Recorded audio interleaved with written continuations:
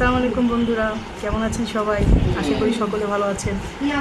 তো আমার স্টুডেন্ট শাহাদত একটা সিনারি আর্ট করেছে, দেখেন প্রাকৃতিক দৃশ্য। তো আমার মনে হচ্ছে এখানে কিছু মিসিং আছে, তো দেখেন আমি সেটা একটু পূরণ করে দিচ্ছি। তো তুমি আকাশ শিখেছো শাহাদত, আকাশে যদি দেখো কতগুলো যদি পাখি উড়ে যায় তো দেখো, তাহলে কিন্তু সুন্দর লাগে, কি ঠিক না? দেখেছো?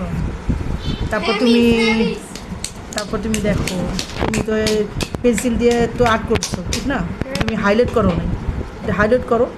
হাইলাইট যদি না করো তাহলে তো সুন্দর হয় না, ঠিক না? দেখো তুমি আর্ট করেছো, আমি তোমার উপরেই একটু করে দিচ্ছি, দেখো হাইলাইট কি। এবার দেখো, ঠিক আছে? দেখেছো? এখন দেখো আকর্ষণীয় লাগছে। এই হলো তোমার কি গাছ, গাছ হয়ে গেছে।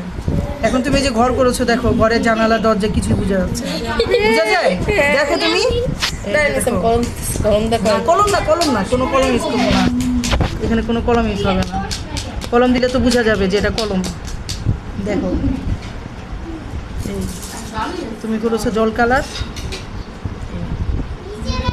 সব সময় যখন কোনো সিনারি আর্ট করবে, আর্ট করার শেষ যখন, ঠিক আছে, ফিনিশিংটা সুন্দর হতে হবে। ফিনিশিং যদি না সুন্দর হয় তাহলে কিন্তু ভালো লাগে না, তুমি যতই সুন্দর আর্ট করো না কেন, ঠিক আছে?